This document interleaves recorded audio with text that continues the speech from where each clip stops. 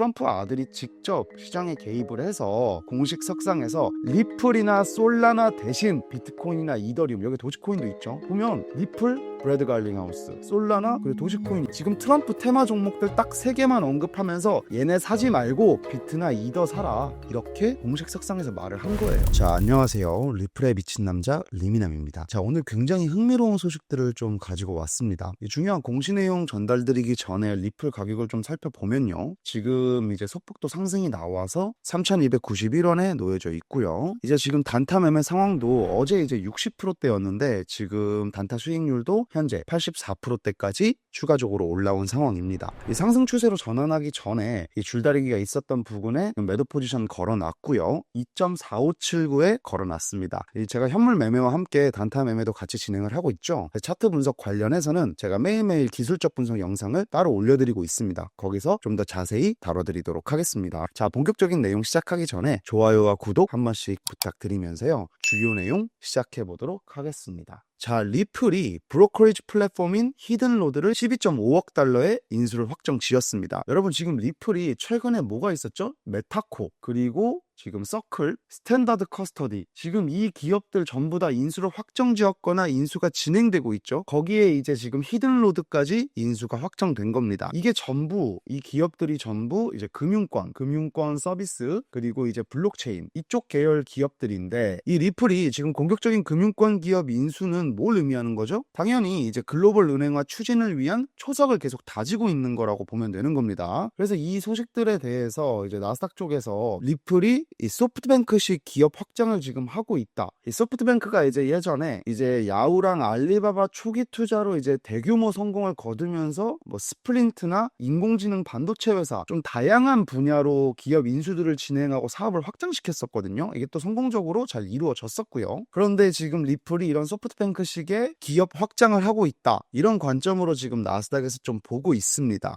물론 좀 차이가 있는 게, 소프트뱅크는 좀 다양한 산업 쪽으로 투자를 했다면 리플은 지금 금융권과 블록체인, 또 코인 관련된 인더스트리에만 투자를 하고 있는 거거든요. 근데 지금 나스닥 시장에서 리플을 주목하고 있는 이유 중 가장 큰 이유는요, 바로 트럼프 테마 종목이기 때문입니다. 이 트럼프랑 리플 CEO의 관계는 이미 이번 로비스트 이슈부터 각별한 관계가 된 걸로 밝혀졌죠. 리플 측의 로비스트가 이제 개인 트위터 계정도 좀 관여를 할 수가 있는 그 정도의 비즈니스 관계로 좀 밝혀졌는데, 트럼프의 목적 자체가 과연 무엇인가? 이 리플과 솔라나, 이 두 종목을 가지고요, 암호화폐 시장의 지배 구조를 좀 바꿔보려고 하는 거거든요. 리플은 글로벌 은행화 추진을 통해서 금융 생태계의 변화를 좀 준다, 암호화폐 시장의 질서를 좀 바로 잡는다, 이런 느낌이고, 사실상 트럼프는 애초에 바이든, 해리스 정말 싫어했습니다. 근데 이 조 바이든과 해리스가 둘 다 이더리움의 엄청난 지원과 지지를 받았었어요. 그래서 트럼프가 실제로 이더리움을 진짜 싫어해요. 물론 좀 개인적인 거지만 저도 이더리움을 별로 안 좋아합니다. 이게 좀 가지고 있는 가치나 펀더멘탈에 비해서 너무 좀 고평가되어 있다라는 생각을 되게 많이 하고 있는데, 아무튼 그래서 트럼프도 지금 이런 이유 때문에 이더리움의 지배 구조를 내려놓게 하고 솔라나와 리플이 투 채널로 비트코인 다음에 알트코인 대장 자리를 좀 가지게 만들려는 그런 목적을 좀 가지고 있는 거거든요. 솔라나 같은 경우 워낙 미국인이 사랑하는 1위 코인이다 보니 다수의 솔라나 홀더들의 지지율을 좀 확보하는 개념으로 애초에 선거 캠프 때부터 굉장히 적극적으로 활용을 했었습니다.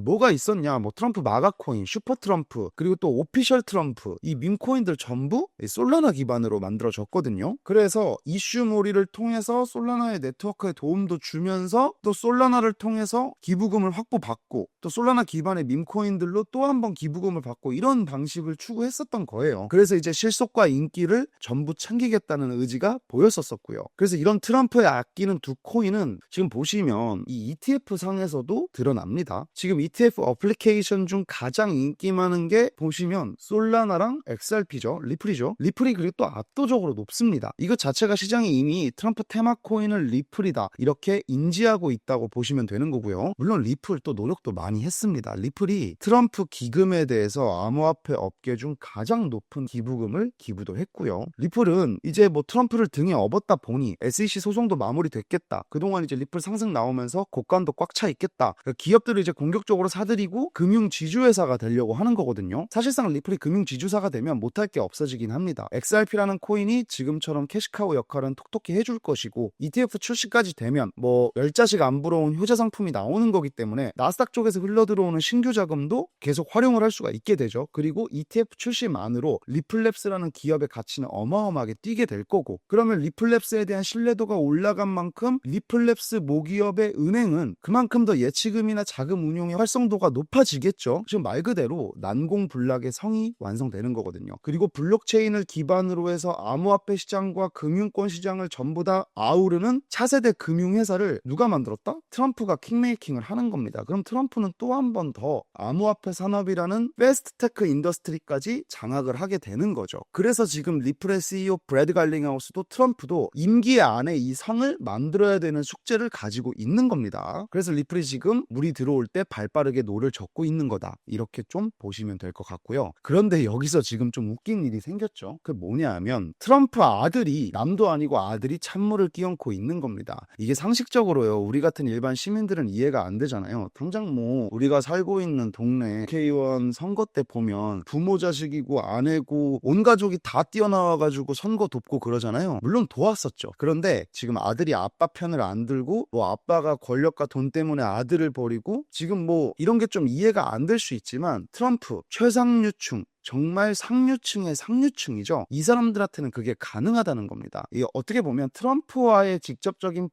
불화라기보다는 둘째 아들의, 아버지의 첫째 아들 편에 대한 뭐 반항? 이런 걸로 보입니다. 지금 내용을 보면 트럼프 아들이 직접 시장에 개입을 해서 공식 석상에서 리플이나 솔라나 대신 비트코인이나 이더리움, 여기 도지코인도 있죠. 보면 리플, 브래드 갈링하우스, 솔라나 트럼프 계열 밈코인들 네트워크, 기반 네트워크 코인이죠. 그리고 도지코인 일론 머스크. 지금 트럼프 테마 종목들 딱 3개만 언급하면서 얘네 사지 말고 비트나 이더 사라, 이렇게 공식 석상에서 말을 한 거예요. 이거 자체가 좀 저는 귀여워 보일 정도로 아버지에 대한 반항으로 보였거든요. 다른 것도 아니고 딱 이 3개만 짚어서 이야기한 거야, 공식 석상에서. 이거 지금 아빠 나 지금 너무 기분 안 좋아라고 얘기하는 것처럼 보였습니다. 이미 이 소식에 대해서 또 우리가 추가적으로 알아야 되는 게, 보면요, 트럼프의 두 아들이 세계 대륙서 수십억 달러의 사업을 발표하면서 심각한 이해 충돌이 발생이 됐다. 이미 아들 둘은 사이가 안 좋습니다. 많이 안 좋아요. 그런데 여기서 이제 트럼프가 장남의 손을 들어주면서 차남이 아버지에 대한 반항을 암호화폐 시장을 건드는 걸로 그 자신의 서운함을 표현하고 있다, 이렇게 좀 볼 수 있을 것 같은데, 그런데 이 저격 자체가 사실 트럼프 캠프 측에 대한 너무 노골적인 반항 심리로 보여서 귀여울 정도고, 이게 얼마나 갈 것 같아요, 여러분. 부모 이기는 자식 없다 하지만 제가 말씀드렸죠, 일반적인 그런 상식이 통하는 집단이 아니라고요. 인간적인 감정이 큰 인간이었었으면요, 트럼프는 애초에 저 자리를 2번이나 꿰차지도 못했습니다. 그래서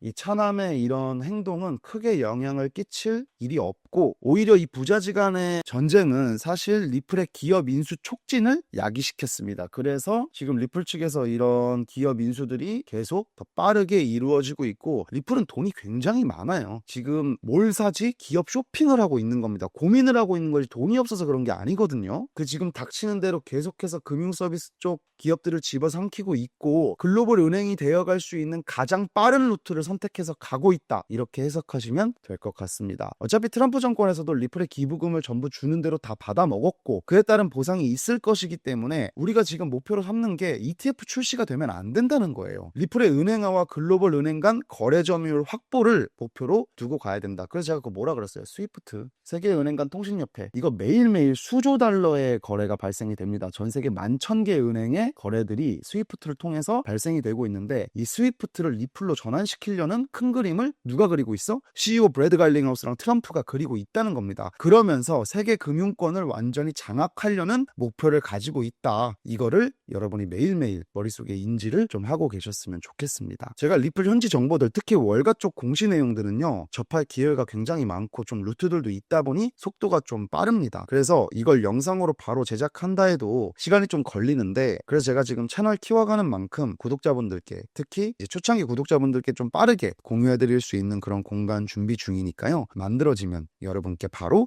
공유해드리도록 하겠습니다. 자, 오늘 트럼프 부자지간의 코인 전쟁에 대한 설명을 드리면서 리플의 현재 상황 좀 정리를 해드렸고요. 저는 바로 또 다음 컨텐츠 준비해서 바로 여러분께 찾아뵙도록 하겠습니다. 오늘도 제 영상 끝까지 시청해주셔서 정말 감사합니다. 이상 리플의 미친 남자 리미남이었습니다. 감사합니다.